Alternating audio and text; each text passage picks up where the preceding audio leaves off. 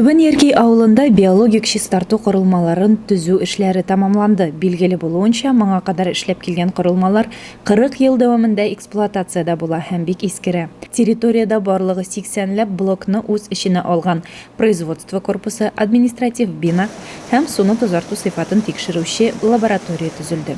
Барлык төзелеш эшләрен Д-Арт җәмгыяте башкарып чыккан. Бүгенге көндә инде предприятие эшкә старт алган һәм югары Түбән Яркейдән килгән агынты сулар монда тазартылып базыга куыла. Сточный су коллектор буйлап Яркейдән төшә. Безнең коллекторның километражы трубопровод 3 километр җиде. Ул Яркей буйлап, Түбән Яркей буйлап төшә дә и здание Пискаловка керә.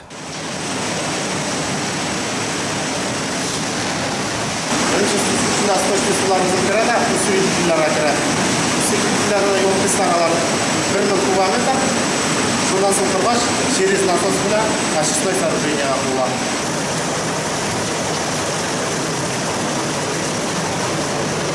Усилителләрдән безнең шунда поступать да су. Именно безнең 4 линия, бу көндә 3 линия эшләй, 3 линияга шуннан распределяйтә.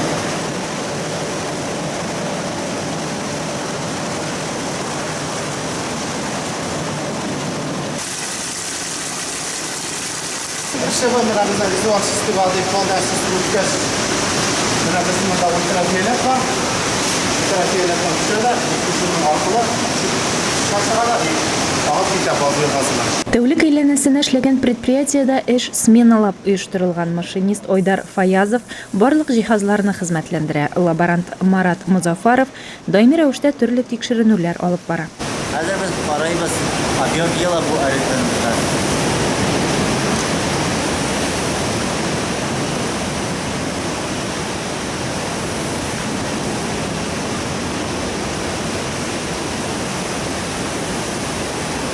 Салабыз 250 мл.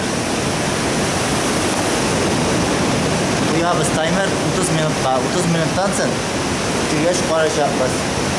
Безнең елыбыз утырачак и шкала буенча булырга тиеш 30% от емкости. 70-80 булырга. Если куб булса, то безнең ил куб без аны минерализаторга сбрасываем.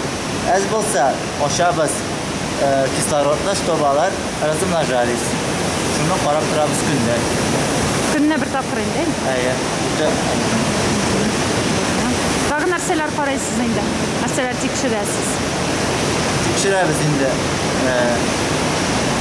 ХПК, ППКларны. Ансы нәрсә булган икән?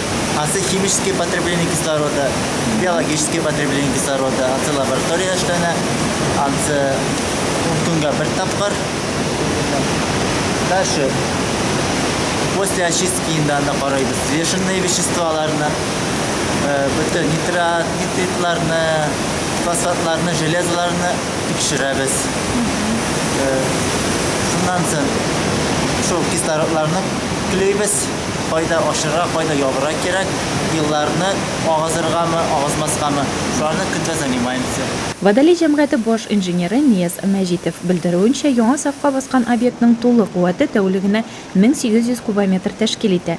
Һәм ул элеккесенә караганда экологик яктан да энергияны куллану ягыннан да күпкә яхшырак.